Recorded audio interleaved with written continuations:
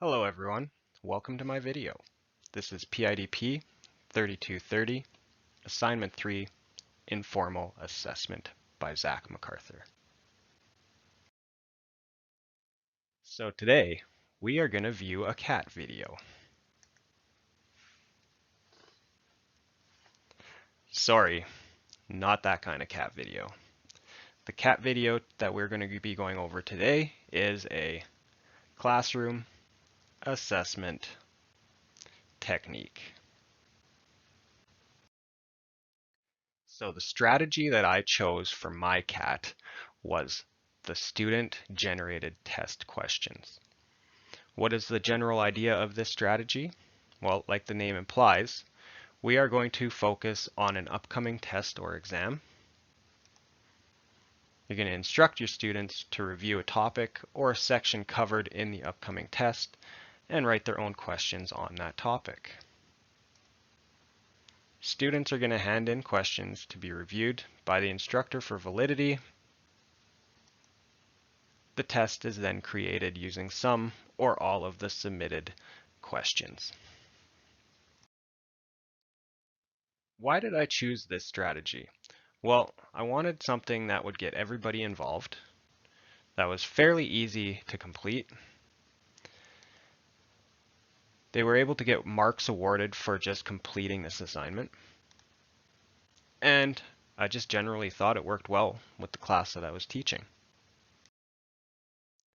Let's talk about the advantages and disadvantages that I saw when I ran this with my class.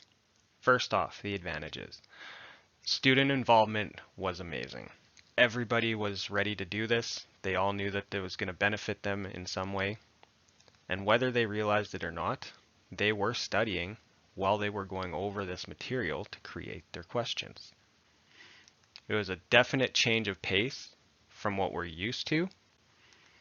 And I had some great submissions and some great conversations about the submissions with the students. Disadvantages.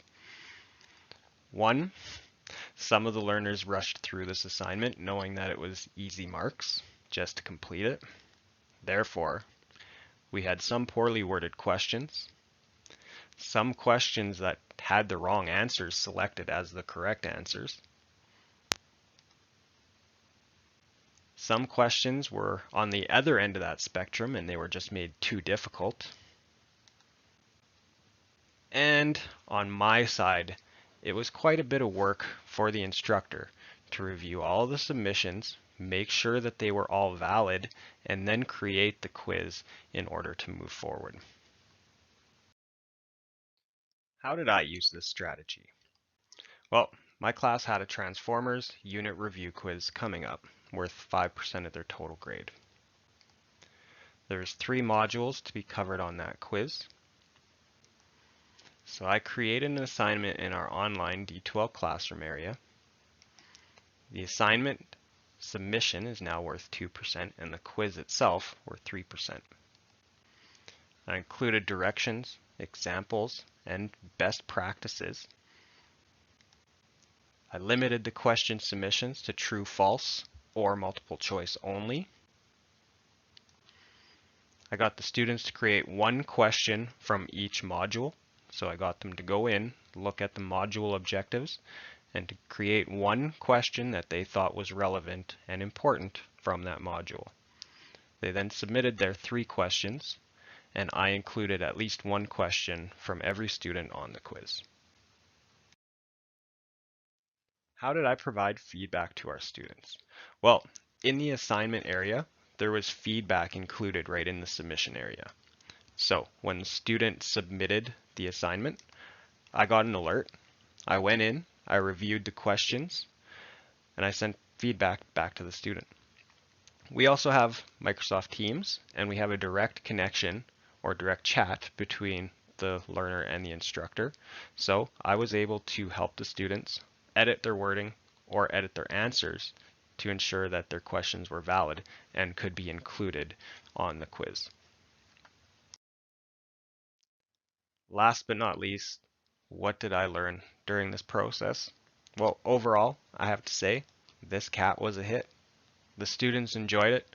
They did well on the assignment, they did well on the quiz, so everybody's happy in the end. This is a great tool, but I would be careful not to overuse it.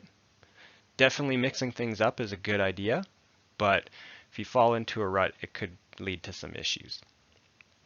One thing I would change about this time around is make sure you have ample time between the submission and the quiz day.